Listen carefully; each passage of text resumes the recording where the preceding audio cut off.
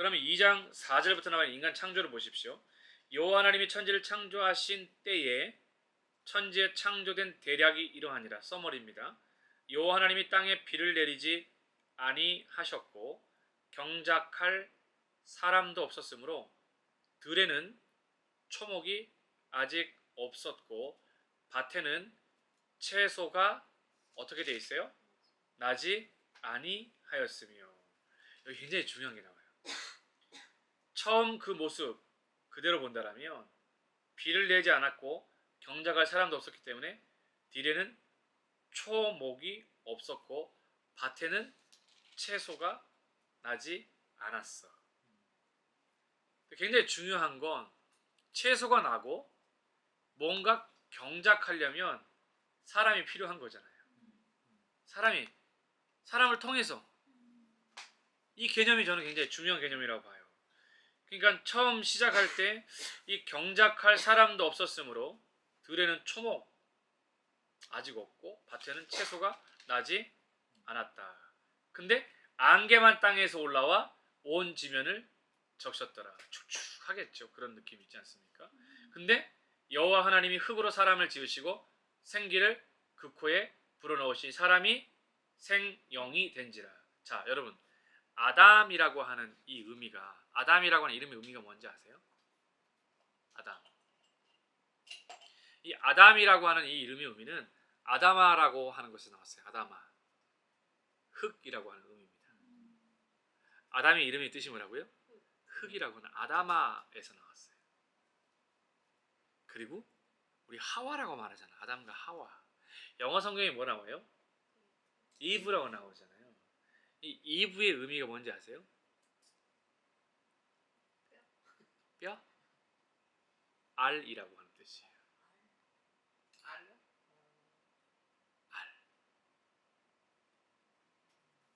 알의 의미입니다. 엥? 그런 의미를 가지고 있어요. 생명. 아담은 흙이고 그 다음에 하와는 이브는 알이라고 하는 의미가 있어요. 자, 그럼 한번 봅시다. 여호와 하나님이 흙이야. 하나님 어떤 흙으로 지으셨을까? 어떤 흙으로 지으셨을까요? 형체를 만들려면 진흙으로? 하나님이 세워서 만들었을까? 눕혀서 만들었을까? 한번 생각해 본 적 있으세요? 하나님이 얼마나 크기로 만들었을까? 하나님 그럼 색깔은 어떻게 했을까? 아까 나왔던 피부 색깔은. 하나님 눈동자는 어떻게 하셨을까? 하나님 눈썹은, 머리 색깔은 어떻게 하셨을까? 한번 생각해 본 적 있으세요? 그림 그리면서. 에? 그림 그리면서. 그림 그리면서? 무슨 색으로? 무슨 색으로 해야 될까 이거? 검은색. 검은색으로? 노란색. 노란색으로? 어떤 색으로 했을까요? 크게 성분 뭐 그런 예. 걸로 어떻게 만들지 않았어요? 확실한 것 중에, 진짜 확실한 것 중에 하나는 흙으로 지었잖아요. 그러니까 우리가 생각하는 이 흙 개념 자체가 모래도 흙이 될 수 있지만 여기서 말하는 이 흙 자체는 굉장히 정제되어진 부드러운, 그래서 마치 그 채로 이렇게 해서 토기장이들이 이렇게 굉장히 부드러운 흙들이 있지 않습니까? 그러니까 아주 부드러운 흙입니다. 그렇게 정제되어져 있는 가장 좋은 흙으로, 구별되어진 그런 흙으로 사람을 지으셨다라고 이렇게 나와 있어요. 지으셨다. 근데 이제 이게 짓다라고 하는 이 자체가 우리가 생각하기에는 뭐 되게 쉽게 이렇게 표현할 수 있지만, 이 짓다라고 하는 것 자체가 굉장한 완벽함을, 그리고 어떤 사람들은 이렇게 말하는, 신학자들이 하나님의 형상대로 하나님 형상대로 지으셨을 거다. 그러면 하나님은 어떻게 생기셨을까? 많은 사람들이 생각을 해요. 하나님은 어떻게 생겼을까? 하나님을 표현할 때 그 예수님은 하나님의 아들 독생자이신데 이 땅에 올 때 인간의 육신의 몸을 입고 오셨거든요. 그러니까 하나님의 어떤 독특한 특별한 형상대로 오신 것이 아니라 인간의 육신의 몸을 입고 이 땅에 오셨다라는 거거든요. 그래서 저는 인간의 몸 하나하나 자체가 너무 완벽해서 이 세상의 어떤 것도 표현하지 못해요. 제가 말씀드렸잖아요. 지난번에 이 인간의 눈 자체, 그래서 아무리 초과학이 되더라도 이 조명, 밝기, 그 다음에 어두울 때, 밝을 때 동공이 확대되고 줄어들고, 심지어는 바람이 불 때 갑작스러운 어떤 바람이 불어올 때 눈이 자동적으로 탁 닫혀버리고, 뇌에서 신호를 탁 보내면 바로 눈에서 눈물이 철철철철 흘러서 눈 안에 언제까지 불순물이 제거될 때까지 눈물이 흘러내려. 그걸 이제 MRI나 특수 카메라로 찍어보면 눈물이 한없이 흘러내리는데 여기에는 눈물이 없어. 그러면 화학 반응을 통해서 A 더하기 B를 해서 C 눈물이 나와야 되는데 이 안에 A라는 물질과 B라는 물질이 없을 뿐만 아니라 그럼에도 불구하고 감정적인 걸로 뭘로 만들어내. 그 눈물이. 그 눈물이 쏟아진다. 이 자체가. 그러니까 우리 몸 안에는 그래서 몸의 모든 부분들이 다 표현돼 있대. 이게 그래서 혹시 들어봤어요? 이게 손바닥에 수지침이라 그러면 우리 몸의 모든 장기가 다 여기 들어있대. 들어보셨죠? 우리 혀가 우리 몸의 전체 다 장기들을 다 표현한대. 어떤 사람들 우리 눈이, 어떤 사람은 귀가, 어떤 사람은 발바닥이. 그래서 보면 우리 몸 전체가 우리 몸 전체를 들여다볼 수 있는 그런 특수한, 그래서 이 콧구멍에 대한 것도 뿐만 아니라 그리고 이 눈썹에 대한 뿐만 아니라 이게 진화적인 관점에서 본다라면 머리털은 끊임없이 자라잖아. 잘라줘야 되잖아. 근데 여기 털은 그렇게 안 자라잖아. 눈썹 털은 몸 안에 있는 동일한 털이라고 본다면 여기 눈썹이 여기처럼 자란다면 눈썹 붙이고 다닐 여자들이 없겠지. 그리고 이렇게 여기 너무 커가지고 문제가 되지 않겠지. 우리 주변에 있는 공산품 중에 8, 90년을 쓸 수 있는 공산품이 있나요? 있어요? 근데 우리 몸에 치아나 이런 것들은 8, 90년을 살아요. 그리고 이런 거 생각해 본 적 있어요? 강아지가 태어났어. 그럼 그 강아지가 치아가 어릴 적에 다 빠졌다가 다시 이빨이 딱 나나요? 사람은 아기를 놓게 되면 아기가 치아가 없다가 이 치아가 유치가 되어지면 싹 빠지고 다시 나잖아. 이게 얼마나 놀라운 창조의 섭리인지 아세요? 이 치아 하나만이라도요. 그렇게 치아가 나서 그러고 가요. 사랑니가 불필요해서 사랑니를 뽑는데 그렇지 않아요. 사랑니는 불필요한 치아가 아닙니다. 우리 몸에 불필요한 존재는 하나님 두시지도 않았어요. 맹장을 떼어낸다고 얘기를 합니다. 의학적으로. 어떤 사람은 그래요. 맹장은 있어도 되고 없어도 될 게 아닙니다. 하나님은 없어야 될 것을 굳이 만드실 분이 아니에요. 맹장은 분명히 있어야 됩니다. 그 맹장이 있어야 뭐가 해결되어지냐면 우리 몸의 면역이 유지가 될 수가 있어요.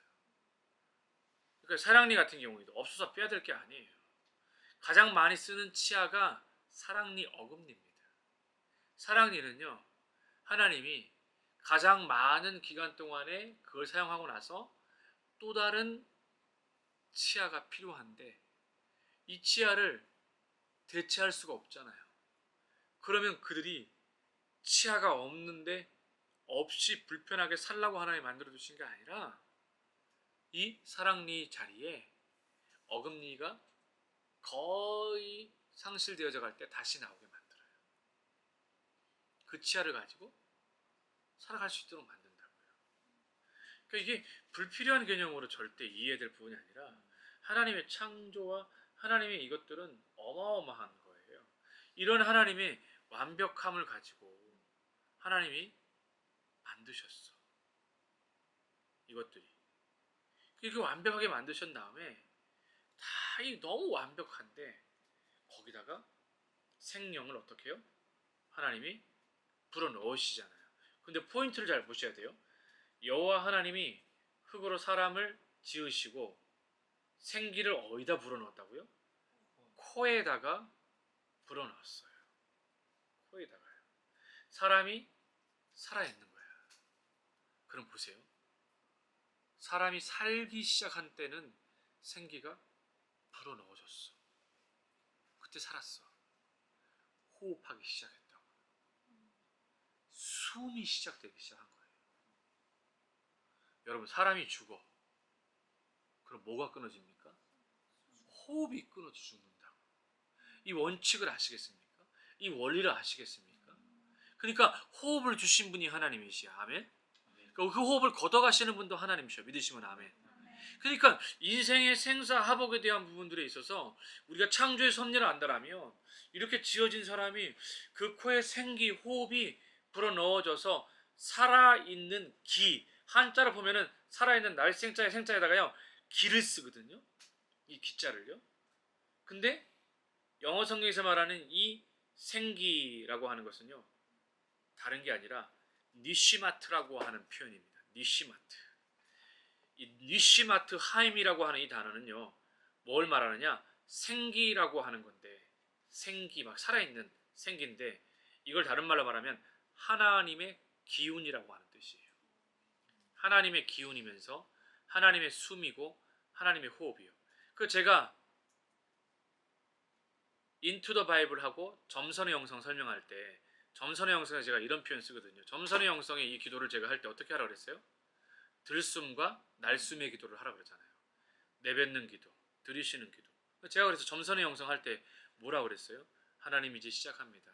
하나님 이제 출발합니다. 이게 훈련이 되어지면 하나님 제가 이제 오늘 성경 공부로 출발합니다.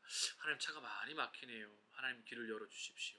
하나님 이게 들숨과 날숨. 그래서 제가 이 세상을 살아가는 그리스도인들에게 제일 건강한 기도는요. 시간을 정해놓는 다니엘의 기도도 중요하지만 제가 생각하는 가장 건강한 기도는 들숨과 날숨의 기도다. 들이쉬고 내쉬는. 그래서 점선이 되는 거예요. 보세요. 우리가 호흡을 안 할 수가 없잖아요. 호흡이 끊어지면 죽은 거나 마찬가지거든요. 기도도 그런 식으로 원리를 가지고 하는 것이 점선의 영성의 기도다. 저는 여러분들이 점선의 영성을 삶 가운데 잘 적용하면 진짜 건강한 그리스도인이 되어져요. 진짜 그리스도인이요. 그래서 이 점선의 영성에 대한 부분들을 다시 한번 들어보라는 거예요. 유튜브 인투 더 바이블에 들어가고 보면 거기에 보면 제가 점선의 영성에 대해서 올려놨거든요. 점선의 영성 연실자매 강의 들었어요? 근데 제대로 들어야 돼요. 들어보면 내가 이거 삶의 이 패턴만 되어지면 신앙의 성품이 잘 훈련이 되어진다. 그래서 여호와 하나님이 흙으로 사람을 지으시고 생기를 그 코에 불어넣으시니 그제서야 뭐가 되어졌다라면 생령이 된지라 살아있게 됐다라는 거예요. 그러니까 그 전에는 살아있다고 보기 어려운 거예요. 생기가 불어넣어짐으로 살게 됐다는 거죠. 사람은 하나님의 영의 화신인 영혼을 소유함으로 영적인 존재 곧 하나님을 닮은 생명이 되었습니다. 인간의 영혼의 고귀함이 바로 여기에 있습니다. 인간에게는 신적 고귀함이 있습니다. 아무리 비천한 사람일지라도요, 그에게 하나님께서 심겨주신 천부적인 하나님의 형상이 남아 있어요. 여러분, 그래서 이 세상에 여러분 보시기에 진짜 뭐 이렇게 말하잖아요. 인간 너무 막 아주 막 비하하는 표현을 쓰기도 하지 않습니까? 근데 기억해야 돼요. 하나님의 형상이 있다는 걸 기억해야 됩니다. 우리가 사람을 미워하지 말라는 이유가 바로 거기 있습니다. 사람을 미워하지 말아야 될 것은요, 하나님의 형상이 녹아져 있다는 걸 기억해야 돼요. 그러니까 제가 그 사람 누군가를 비난하는 걸 넘어서서 누군가를 대해서 또 아니면은 막 그 어떤 갈등 넘어서서 나중에는 막 다툼, 또 어떤 사람 같은 경우는 막 정죄하고 어떤 사람들 같은 경우에는 비난하게 되어지고 어떤 사람들 같은 경우는 막 다투게 되어지고 하지 않습니까? 그 안에 있는 악한 영적 공격에 대한 부분들은 여러분들이 그렇게 할 수 있지만 인식해야 됩니다. 이제 사람을 대할 때 하나님의 형상을 닮은 자라고 하는, 하나님의 형상이 남아있다라고 그렇게 한다면 여러분 잘 대해야 됩니다. 잘 대해야 돼요. 그러므로 가난한 자나 병든 자나 비천한 자들이 존중하고 그들의 인격을 보호하는 것은 곧 하나님 지으신 하나님을 존중하신 것이다 라는 걸 기억해야 됩니다. 자, 하나님에 의해 흙으로 지음받은 사람이 살아있는 영이 되었다. 여기에 언급된 생영은, 이 영은요, 히브리 원어로는 네페쉬라고 하는 단어입니다. 네페쉬. 다른 말로는 나파쉬라고 해요. 근데 이 생영이라고 하는 이 영이라고 하는 단어는요, 원기를 회복하다라는 뜻입니다. 무슨 뜻이라고요? 원기를 회복하다. 그리고 이 네페시라는 헬라어는요, 푸시케라고 하는 단어를 씁니다. 근데 이 네시페라고 하는 이 네페시라고 하는 흔히 영혼, 사람이란 의미로 사용되는데 육체를 존재케 하는 생명의 의미도 이 네페시라고 하는 단어가 쓰여지게 되어진다. 이 네페시는 또한 몇 개의 구절들에서 마음, 심장으로도 이렇게 번역이 되기도 해요. 네페시라고 하는 단어 자체가요. 그런 의미, 넓은 의미로 보시면 되겠습니다.